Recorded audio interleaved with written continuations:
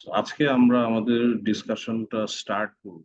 We are finally moving to commodities and more specifically commodities দেখার পরে আমরা consumption অ্যাসেটটা কনটেক্সটে আসলে দেখবো যে ফরওয়ার্ড প্রাইসটা কিভাবে আমরা ডিটারমাইন করতে পারি, রাইট?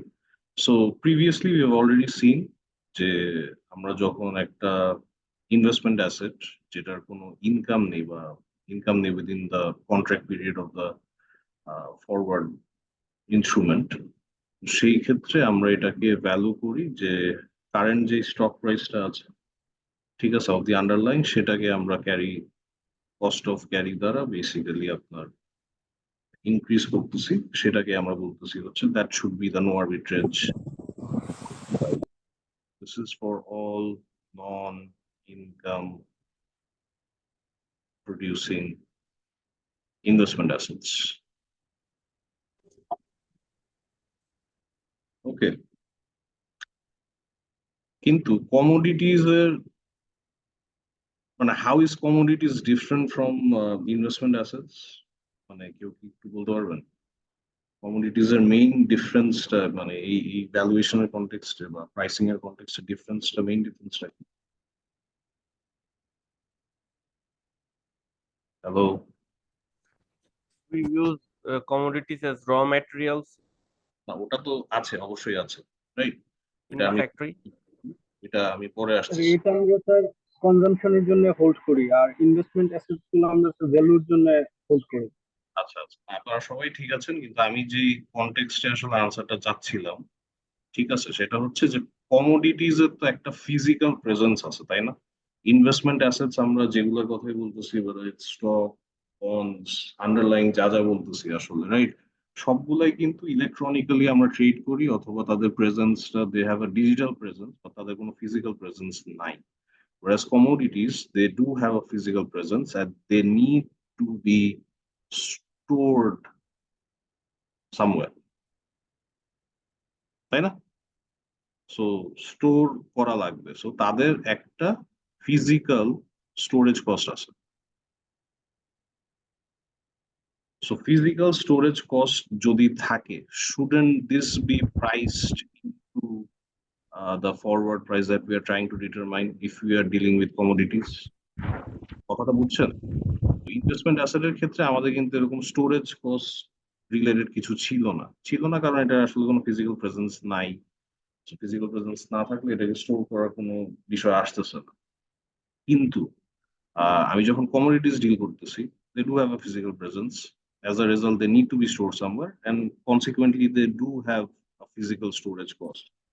আমরা যখন এটাকে মানে কমোডিটিস এর জন্য ফরওয়ার্ড প্রাইস ডিটারমাইন করার চেষ্টা করতেছি, আমাদের এই ফিজিক্যাল স্টোরেজ কস্টটা আমাদের কনসিডার করতে হবে। So that's point number one. তারপরে আসেন যে এটা আসলে কি হবে। সো আমরা প্রিভিয়াসলি দেখলাম যে ইনভেস্টমেন্ট অ্যাসেটের জন্য যেগুলা হচ্ছে, যাদের হচ্ছে একটা নন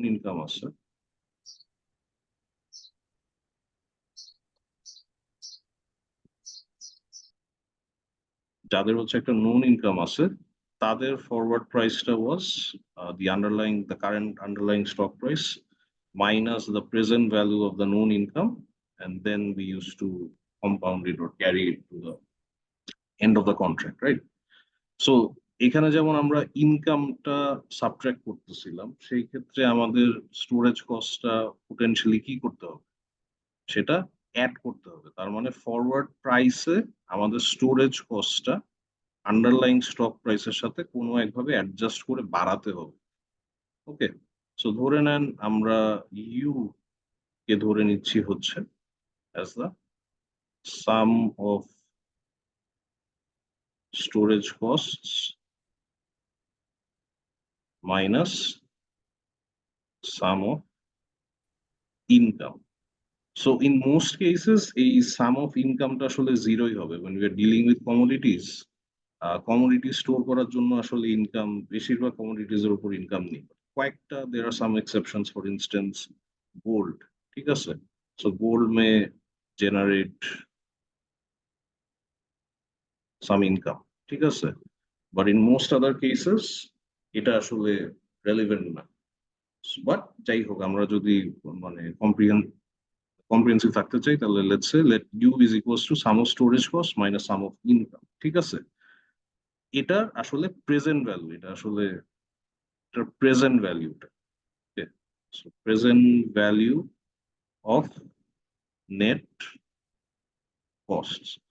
সেটা আমরা কোথা থেকে আসতেছি, এটা কনটেক্সটটা হচ্ছে যে when we were dealing with investment assets যাদের ইনকাম ছিল, সেই ক্ষেত্রে আমরা বলতেছিলাম যে আমাদের দেখলাম যে ইনকামটা আসলে সাবট্রাক্ট করা লাগে, প্রেজেন্ট ভ্যালু অফ ইনকাম আসলে সাবট্রাক্ট করা লাগে।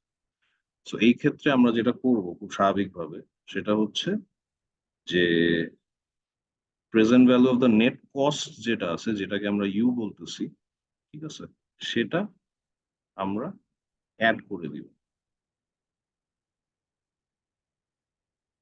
ঠিক আছে, কারো কোনো কোয়েশ্চেন?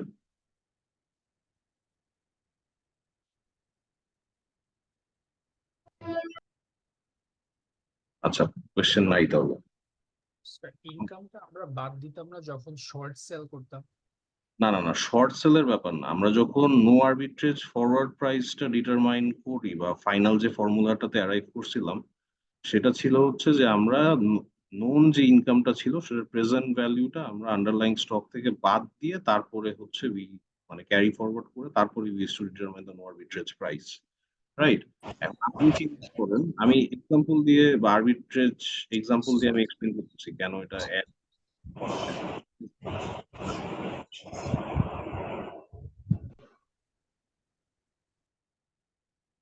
মানে এটা কি মাইনাস ইআরটি হবে না? যেহেতু এটা ডিসকাউন্ট করব আপনার কোনটা এই যে ফর্মুলাতে। কোনটা এটা? হ্যাঁ, না না না, আপনি তো এটা তো this is already the present value of net cost. তার মানে কি? তার মানে হচ্ছে কস্ট মাইনাস যদি কোনো ইনকাম হয়ে থাকে, সেটাকে আপনি already E to the power minus RT দিয়ে ডিসকাউন্ট করে নিস। ঠিক আছে? হ্যালো জি ইফরাদ, স্যার। জি জি। সামিন, আপনার কোয়েশ্চেনটা আবার একটু আসেন।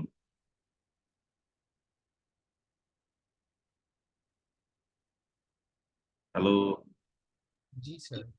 হ্যাঁ, আপনার কোয়েশ্চেনটা আবার একটু বলেন। আচ্ছা, মানে আমার ছোট একটা মিসকনসেপশন হয়েছিল, লাইক আই আন্ডারস্ট্যান্ড কেন ইনকামটা ফিউচার প্রাইস থেকে বাদ যায়, because that's a cash flow that's left this asset, তাহলে অ্যাসেটের প্রাইসিংটা একটু কমবে। হ্যাঁ, intuitively I can understand this, but মানে ধরেন অ্যাড মানে হয়ে যাচ্ছে আপনি না বুঝতে পারছি। আপনি জিনিসটা বুঝেন, আপনি যদি ফরওয়ার্ডে জিনিসটা কিনেন, তাইলে you are not getting the income. ইনকামের পার্সপেক্টিভ আমি বলি যে কেন সাবট্রাক্ট করতেছি। আপনি যদি মানে ফরওয়ার্ডে গিয়ে কিনেন, তাইলে সেই ক্ষেত্রে আপনি কিন্তু এটার ইটা পাচ্ছেন না, কি বলে, এটার যে বেনিফিটটা in the form of income সেটা পাচ্ছেন না। তার মানে এটা বাদ দেওয়া উচিত ফরওয়ার্ড প্রাইস থেকে, খুব সিম্পলি যদি আমি চিন্তা করি। তারপরে আপনি যখন স্পটে সেল না করে আপনি ফরওয়ার্ডে সেল করতেছেন, আপনি কিন্তু এই ইনকামটা অতিরিক্ত হিসাবে পাচ্ছেন না, এটা পাওয়ার কথা না। So the price that you are charging someone else, সেটার থেকেও এটা কমা, মানে সেই ক্ষেত্রে এটা কম হওয়া উচিত, কারণ সে তো এই বেনিফিটটা পাবে না, আপনি পেয়ে গেছেন, সো প্রাইসটা কমানো উচিত। অন দি আদার হ্যান্ড, আপনি এখন চিন্তা করেন যে আপনার হচ্ছে কস্ট, আপনার এই প্রোডাক্টটা আপনি আজকে না বিক্রি করে আপনি যদি ফরওয়ার্ডে বা ফিউচারে কোনো একটা ডেটে আপনি সেল করেন, তাহলে আপনি যদি মানে সেল করতে চান, তাহলে আপনার স্টোরেজ কস্টটা বিয়ার করা লাগতেছে। So you will factor in the price, right?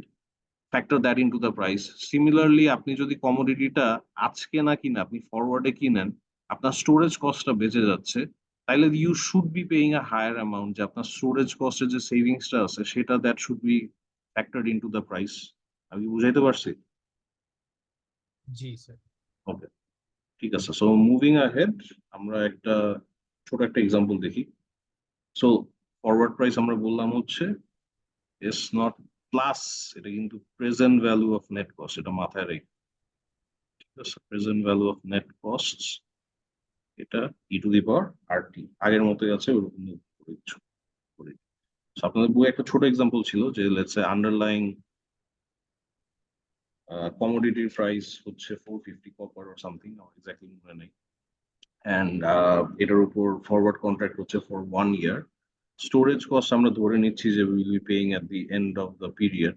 Storage cost ছিল হচ্ছে আপনার $2, ঠিক আছে, আর risk free rate is 7%। So এই ক্ষেত্রে আমাদের নো আর্বিট্রেজ ফরওয়ার্ড প্রাইসটা হওয়ার কথা 450 প্লাস 2 e⁻⁻0.07 ইন্টু 1, যেহেতু 1 বছর, রাইট? এবং পরবর্তীতে এটা আমরা e⁻0.07 ইন্টু 1, এটার ভ্যালু আসবে হচ্ছে আপনার 484.63। তার মানে this is the no arbitrage price. Okay, এখন আপনারাই বলেন, দুইটা সিনারিও হতে পারে। একটা হচ্ছে যে if F not is greater than 484.63, তাহলে সেই ক্ষেত্রে আর্বিট্রেজটা কি হবে? আর আরেকটা হচ্ছে if the forward price is actually less than 484.63, তাহলে সেই ক্ষেত্রে আর্বিট্রেজটা কি হবে?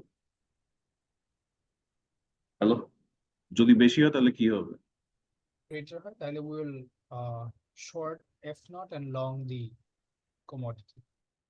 So forward market A over price, so we buy low sell high, so forward market A sell করব, আর spot market এ হচ্ছে buy করব, right? So buy করার জন্য আমার কি লাগবে? নিজের টাকা তো না, so I need to borrow, right? Hello, G I need to borrow, so I'll borrow how much?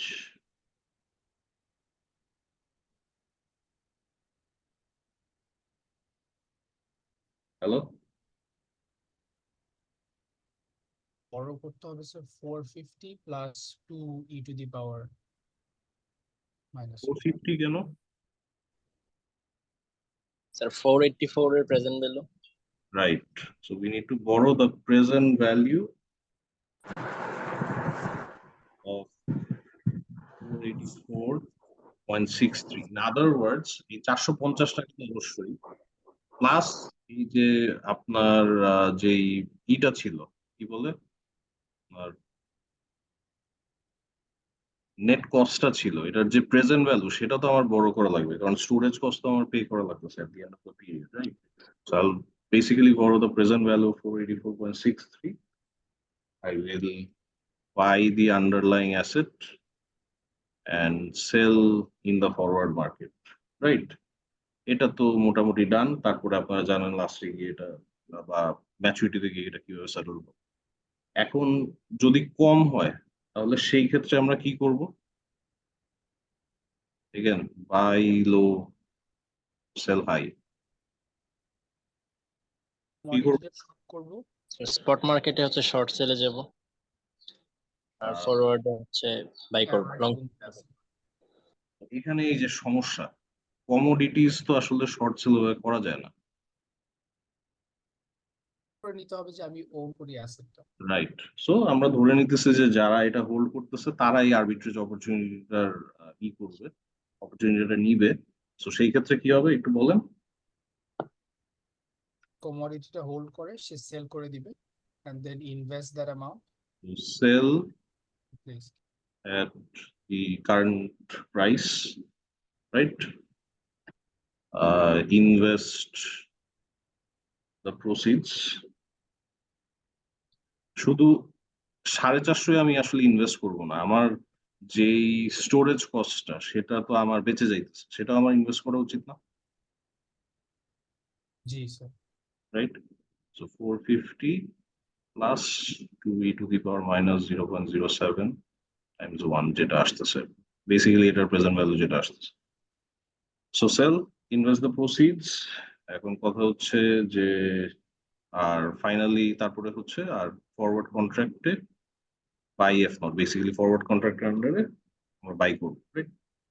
So all is very clean and good, and সেই হিসাবে আমাদের ইকুয়ালিটি আসার কথা ছিল, ঠিক আছে, এইটা হওয়ার কথা ছিল। ওকে, এখন সমস্যা যেটা হচ্ছে, সমস্যা আসেন যে কনজামশন মানে কমোডিটি শুধু মানে হচ্ছে গোল্ড টোল্ডের কথা আমি বলতেছি না, আমি কনজামশন যেসব কমোডিটিস আছে সেটার প্রেক্ষাপটে যদি এখন চিন্তা করি, রাইট, ওর জন্য আচ্ছা রিলেশনশিপটা কিভাবে আসতেছি, বাট এখন কনজামশন কমোডিটিস এর পার্সপেক্টিভে চিন্তা করেন যে আমার ফরওয়ার্ড প্রাইসটা যদি এই যে এস নট প্লাস ইউ, মানে বেসিক্যালি যে নো আরবিট্রেজ প্রাইসটা ছিল সেটা থেকে যদি কারেন্ট ফরওয়ার্ড প্রাইসটা বেশি হয়, তাহলে সেই ক্ষেত্রে ওই যে আমরা একটু আগে দেখলাম আমরা কি করব, আমরা বড় করব এই অ্যামাউন্টটা, ঠিক আছে, এই অ্যামাউন্টটা বড় করে আমরা হচ্ছে যেটা করব সেটা হচ্ছে we will go short in future, right? So we will buy S not and store obviously, and at time t we will deliver at the forward price that we have decided. So in the process আগের মতোই, আমি নতুন করে কিছু দেখাচ্ছি না, আগের মতোই the forward the profit that we will making is forward প্রাইসটা যতটুকু আসলে এই নো আরবিট্রেজ প্রাইস থেকে বেশি ততটুকু আমরা আসলে প্রফিটটা করব। এখন আসেন যে ফরওয়ার্ড প্রাইসটা যদি এই নো আরবিট্রেজ প্রাইসটা থেকে আসলে কম থাকে তাহলে সেই ক্ষেত্রে বিষয়টা কি দাঁড়াচ্ছে, ঠিক আছে? সো লজিক্যালি যেটা হওয়ার কথা সেটা হচ্ছে I will obviously go long in the future contract at if not, right? On the other side আমি যেটা করব সেটা হচ্ছে I'll sell the consumption commodity at its current price. I'll save the storage cost and invest the proceeds, right? সবই ঠিক আছে এখন পর্যন্ত, ঠিক আছে, কোনো সমস্যা নেই। সমস্যাটা কোথায়? প্রথম কথা হচ্ছে যে সেল করার জন্য one must own it, তাই না? someone has to own it, ঠিক আছে? এখন আমার আপনাদের কাছে প্রথম প্রশ্ন যেটা সেটা হচ্ছে যারা এটা এই কনজামশন কমোডিটি গুলা ওন করতেছে, the likes of copper, likes of crude oil, right? যারা এটা আসলে ওন করতেছে এটা কেন ওন করতেছে? যাচ্ছে এই commodity. Sorry, So maybe they're using it for something as right, right. raw So material. for use in production or consumption, right, কোনো একটা পারপাসে তারা হচ্ছে মানে কোনো একটা প্রোডাকশন বা কনজামশন রিলেটেড পারপাসে তারা হচ্ছে এটা হোল্ড করতেছে। সো এই ক্ষেত্রে যখন আমরা আসলে শর্ট সেল না বলে সেলের কনটেক্সটে জিনিসটা চিন্তা করতেছি, দুইটা জিনিস দরকার। একটা হচ্ছে বা মানে যারা যখন হোল্ড করতেছে for for a particular purpose সেই ক্ষেত্রে দুইটা জিনিস দরকার সেল করার জন্য। একটা হচ্ছে অ্যাবিলিটি, আরেকটা হচ্ছে উইলিংনেস, ঠিক আছে? So we have found enough people who are actually owning it even though they're holding it for consumption purposes. So তারা যদি হোল্ড করে তাহলে এই যে আরবিট্রেজ সিচুয়েশনটা আছে যে আপনার ফরওয়ার্ড প্রাইসটা যা হওয়ার কথা ছিল তার থেকে কম এবং এই আরবিট্রেজ অপরচুনিটিটা নিয়ে আমরা এটা ইকুয়ালিটির দিকে নিয়ে আসতে পারবো। সো আরবিট্রেজটা করার জন্য তাদের সেল করার আসলে এবিলিটি আছে। However, there is a question mark over whether they're actually willing to sell it or not. ঠিক আছে, whether they are willing to sell it or not. Willingness এর ব্যাপারটা কোথা থেকে আসতেছে? উইলিংনেস এর ব্যাপারটা আসতেছে যে উইলিং আসলে কখন হবে। তার আগে আমাদের একটু জিজ্ঞেস করতে হবে যে আমরা যে বলতেছি ধরেন আমাদের ইসে আসছিল হচ্ছে নো আরবিট্রেজ প্রাইসটা আসছিল হচ্ছে 484.63, ঠিক আছে? এখন ফরওয়ার্ড প্রাইসটা মার্কেটে অ্যাকচুয়ালি এটা কি 484.00 নাকি 483.5 নাকি এটা 480 নাকি এটা 460, রাইট? আরো ডিফারেন্স হইতে পারে। এটা বেসিক্যালি আমি যেটা বলতে চাচ্ছি যে কারেন্ট যে ফরওয়ার্ড প্রাইসটা মার্কেটে এটা আসলে কত কম, মানে নো আরবিট্রেজ প্রাইসটা থেকে কত কম, ঠিক আছে? সো যদি অনেক কম হয় 460 হইলো বা ইভেন ধরেন প্রতিটা মানে প্রতি আউন্সে বা প্রতি যে ইউনিট অফ মেজারমেন্টই থাকুক সেটাতে যদি আমি 4 টাকার উপরেও লাভ করি then that's great money, right? But আমি যখন 483.5 অ্যাপ্রোচ করতেছি বা 484 অ্যাপ্রোচ করতেছি বা 484.4 অ্যাপ্রোচ করতেছি, right, the difference is very less, right?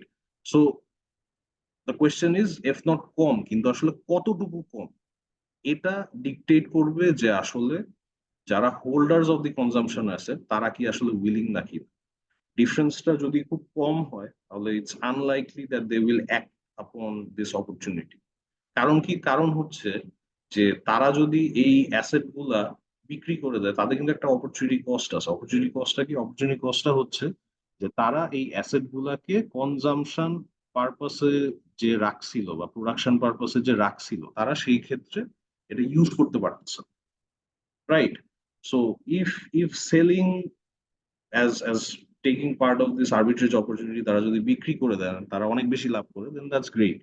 But লাভের পরিমাণটা যদি খুব কম হয় আরবিট্রেজ থেকে তাইলে হয়তো বা তারা এটা উইলিং নাও থাকতে পারে in order to sell it.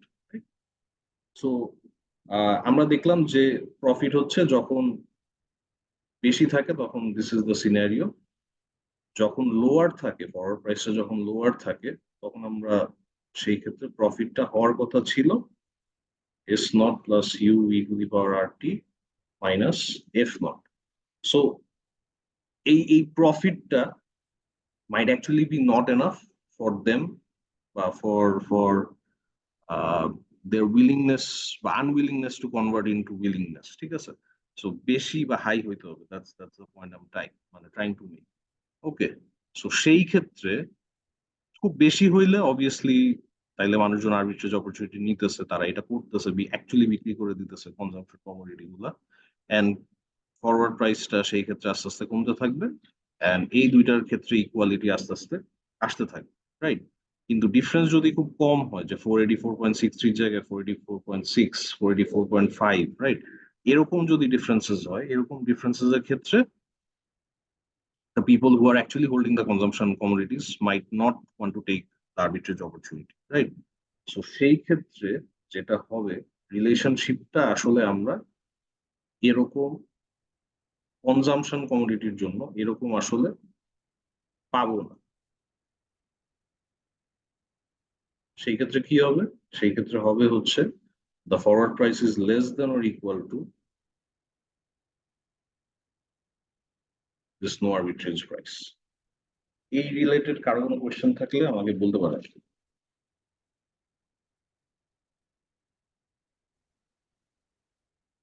Last কিটা বুঝি না, লেস দ্যান ইকুয়াল টু সাথে কি হচ্ছে?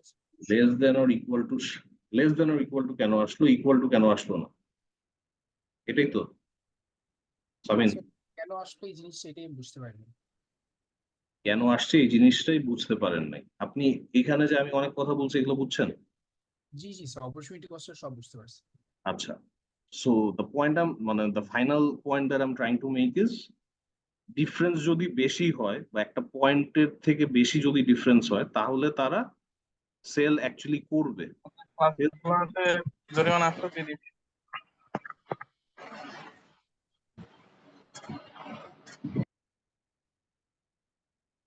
সেল তারা করবে, রাইট? বাট ডিফারেন্স যদি অনেক কম হয়, রাইট, ডিফারেন্স যদি অনেক কম হয় তাহলে সেই ক্ষেত্রে তারা they might not actually be willing to sell the assets and consumption commodities, and sell যদি অ্যাকচুয়ালি না করে তাহলে সেই ক্ষেত্রে মার্কেটে তো ডিফারেন্সটা রয়ে যাবে, তাই না?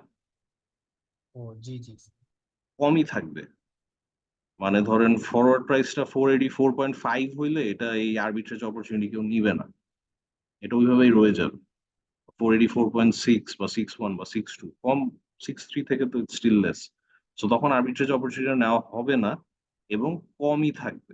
বাট আমরা দেখছি যে আপনার যদি বেশি থাকে তাহলে সেই ক্ষেত্রে কিন্তু এটা ইকুয়ালিটিতে এটা নিয়ে আসা হইতেছে, ঠিক আছে? So that was the final point that I am trying. সো রিলেশনশিপটা এরকম থাকবে যদি if it's known storage cost আর if it's expressed as percentage of the price, তাহলে সেই ক্ষেত্রে is not e to the power r plus u times t. Okay, this is another expression. Okay, আর কোনো কোশ্চেন থাকলে বলতে পারেন। So এখানে Yuta হচ্ছে একটা রেট হিসেবে। হ্যাঁ হ্যাঁ, রেট হিসাবে পার্সেন্টেজ আকারে আর কি এক্সপ্রেস করা। ওকে, তাহলে আমরা একটু মুভ অন করি। সো আমরা এস্টাবলিশ করলাম যে কনজাম্পশন কমোডিটির ক্ষেত্রে অ্যাকচুয়ালি মার্কেটে যে প্রাইসটা that might actually be equal or less than the no arbitrage price. এখন কোয়েশ্চেন হচ্ছে যে how much lower can it be? ঠিক আছে, অল্প একটু নাকি অনেক বেশি? ওকে, মানে the point I'm trying to arrive at is at which point একটা রুটি একটা পরোটা।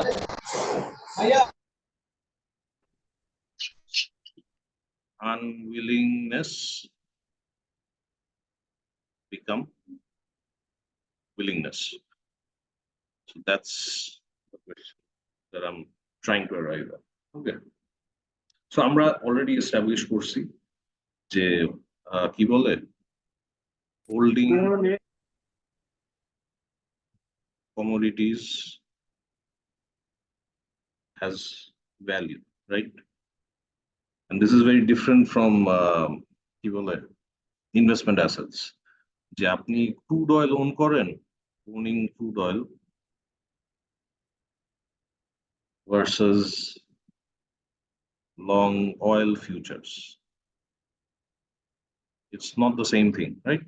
সো আপনি ক্রুড অয়েল অ্যাকচুয়ালি ওন করা আর ফিউচার্স এর একটা অয়েল কন্ট্রাক্ট ওন করা is not the same thing, ঠিক আছে?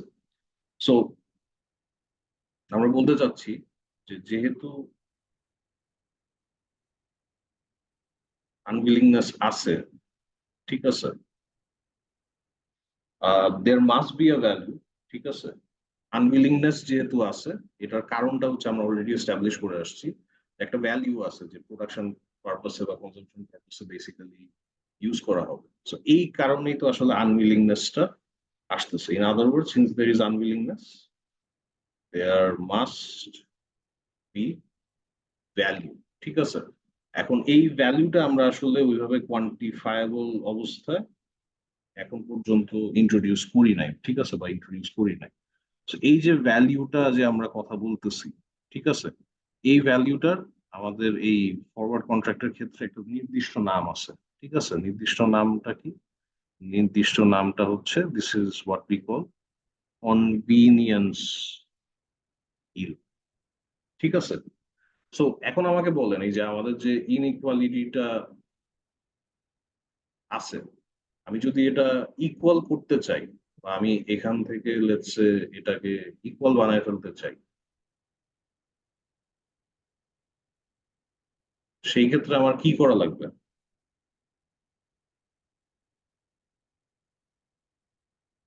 হ্যালো? সেই ক্ষেত্রে আরো বেশি বেশি ফিউচার ডিমান্ড করা লাগবে যদি ফিউচারের price is brought up. Right. So we need to, but the future price, but the current যে future price আছে মার্কেটে, that needs to go up, right?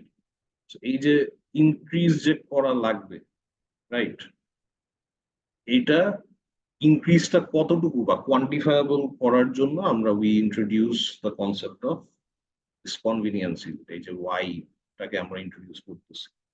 আমাদের রাইট হ্যান্ড সাইডে তো obviously still have this, right? So আমরা যদি এটা simplify করি, যেটা আসতেছে হচ্ছে এই ফর্মে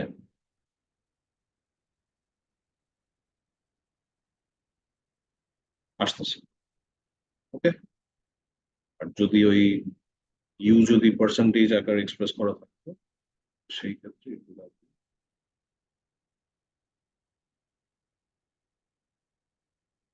তো এখন আসেন যে এই কনভিনিয়েন্স ইলটা এটা কিছুই না, মানে এটা ধরেন আমরা যেটা বলতে চাচ্ছি যে এই কনভিনিয়েন্স ইলটা থাকার কারণেই আসলে কনজাম্পশন কমোডিটিজ এর যারা হোল্ডার তারা একটা পয়েন্ট পর্যন্ত they might be unwilling to actually sell this commodities to take advantage of arbitrage opportunity, ঠিক আছে? সো কনভিনিয়েন্স ইল বলতে আমরা আসলে কি বোঝাচ্ছি? কনভিনিয়েন্স ইল বলতে আমরা বোঝাচ্ছি this basically reflects markets expectations. ঠিক আছে, মার্কেটস এক্সপেকটেশনস বলতে কি বোঝাচ্ছি? Market expectations about future availability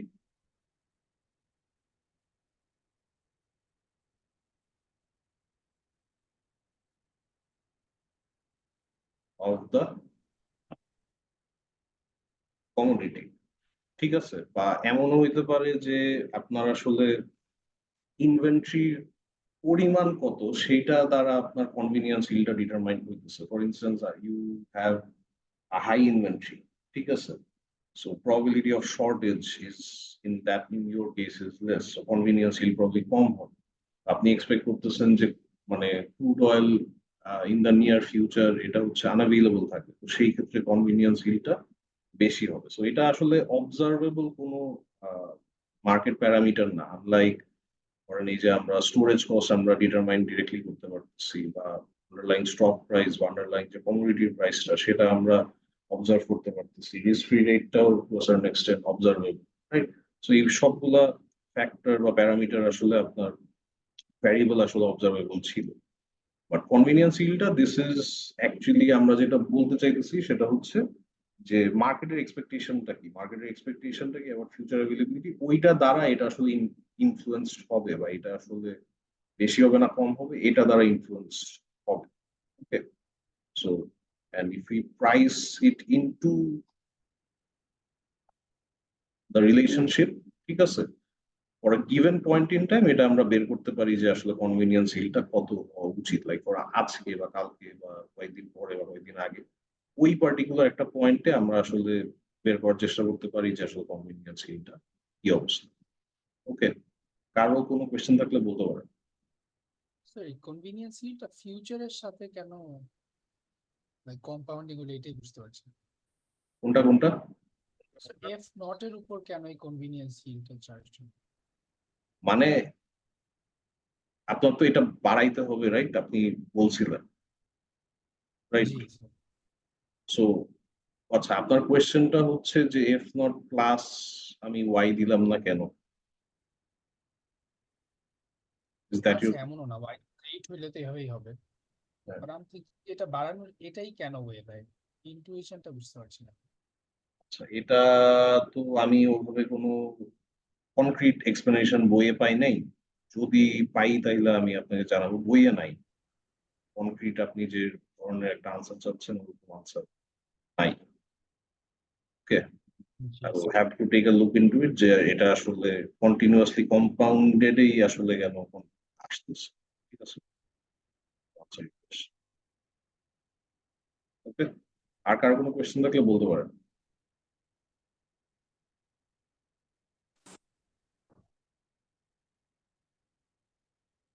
okay,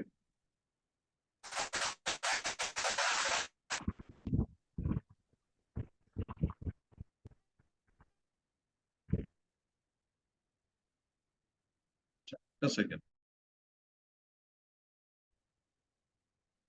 Future prices and expected future spot price. ওকে, এই দুইটার মধ্যে ডিফারেন্স কি? ওকে, এই দুইটার এক্সপেকটেশনের ক্ষেত্রে অল্প কিছু আর কি কথা বলছে। তো ফিউচার, এটা আসলে ফিউচার অথবা আমরা ফরওয়ার্ড প্রাইসও বলতে পারি, রাইট? যে আমরা যে কন্ট্রাকচুয়ালি অবলাইজ, মানে আজকে যদি আমরা কন্ট্রাক্টে এন্টার করি তাহলে যে প্রাইসটা আমরা সেট করতেছি আপনার পরবর্তীতে এটা বিক্রি হওয়ার, রাইট, সেটাকে আমরা বলতেছি হচ্ছে ফিউচার প্রাইস অথবা forward price. Are expected future spot price কি? এক্সপেক্টেড ফিউচার স্পট প্রাইস হচ্ছে, এটা ফার্স্ট চ্যাপ্টারের সময় ডিসকাশনের সময় আমি আপনাদেরকে এক্সপ্লেন করছিলাম যে এসটি টা আমরা যে বলতেছিলাম যে পে অফ এর ডায়াগ্রাম, রাইট? সো এসটি টা এটা হচ্ছে আপনার ফিউচার স্পট প্রাইস, রাইট? যে আপনার যে ফিউচার ডেটটা বা ম্যাচুরিটির যে ডেটটা আছে সেই ডেটে গিয়ে স্পট মার্কেটে প্রাইসটা কত হচ্ছে, ঠিক আছে? এখন সাধারণত আমাদের এক্সপেকটেশন কি? সাধারণত আমাদের এক্সপেকটেশন হচ্ছে যে আপনার এই দুইটা প্রাইস, কে উপরে আছে কে নিচে আছে doesn't matter, at the maturity right? At the maturity, both of these prices should converge, but কিছু সার্কামস্টান্সেস আছে বা কিছু এক্সপেকটেশন আপনার অনুযায়ী থাকতে পারে যেটা আসলে ডিফারেন্ট হইতে পারে। সো আসলে ভবিষ্যতের কোনো একটা পার্টিকুলার টাইম পিরিয়ডে স্পট প্রাইস এমনও হইতে পারে যে বেশি, ঠিক আছে, আবার কমও হইতে পারে, ঠিক আছে। Then the delivery price or the forward price of this case, ঠিক আছে। সো এই ক্ষেত্রে এক্সপেকটেশন অনুযায়ী আমরা অনেক সময় কন্ট্রাক্টে এন্টার করি, যে মানে ফর ইনস্টেন্স খুব সহজ একটা কোয়েশ্চেন, লাইক মানে আপনি ফর ইনস্টেন্স একটা ফরওয়ার্ড কন্ট্রাক্টে এন্টার করতেছেন টু বাই সামথিং। সো আপনার এক্সপেকটেশন আইডিয়ালি কি হবে এই দুইটা জিনিসের মধ্যে, future price and the expected future spot price. Obviously ideally it should converge, but যদি কনভার্জ না করে তাহলে সেই ক্ষেত্রে আপনার এক্সপেকটেশন কি হওয়া উচিত? হ্যালো, আমি হচ্ছে লং পজিশন নিচ্ছি। লং নিচ্ছি, বাই করবো।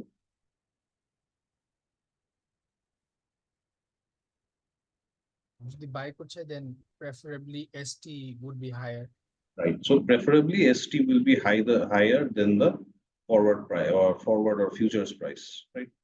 So ওই এই কি বলে এতটুকুই আসলে আপনাদের বইয়ে বেশি আলোচনা করেন, এতটুকুই করছে। So this is basically, so ideally it should converge, but converge না করলে আসলে এক্সপেকটেশন কি এটা নিয়ে একটু আলোচনা করছে। আর দুইটা যে ডিস্টিংক্ট এটা তারা আসলে মেইনলি আইডেন্টিফাই করার জন্য এই আলোচনাটা করছে কথা। মানে আপনাদের এটা মোটামুটি হোপিং যে এটা অলরেডি ক্লিয়ার যে এক্সপেক্টেড ফিউচার স্পট প্রাইস আর ফিউচার বা ফরওয়ার্ড প্রাইস যেটা আমরা বলতেছি, both of them are not really the same thing. Okay, আর ফাইনালি ছোট করে আরেকটা যে টপিক আপনাদের বইয়ে ছিল, সো একটা ছিল হচ্ছে normal ব্যাকওয়ার্ডেশন, and then there's a situation called contango. Okay, so normal backwardation এর ক্ষেত্রে মানে এই সিচুয়েশনটা তখনই অ্যারাইজ করে যখন হচ্ছে the forward price is less than the expected future price.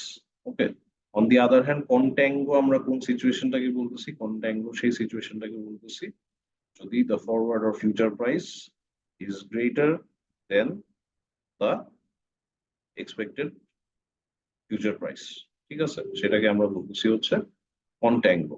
So অনেক ক্ষেত্রে এটা আসলে এক্সপেক্টেড ফিউচার প্রাইস মানে আপনার একদম শেষে গিয়ে কি হচ্ছে এই এটার কথাই বলতেছে না।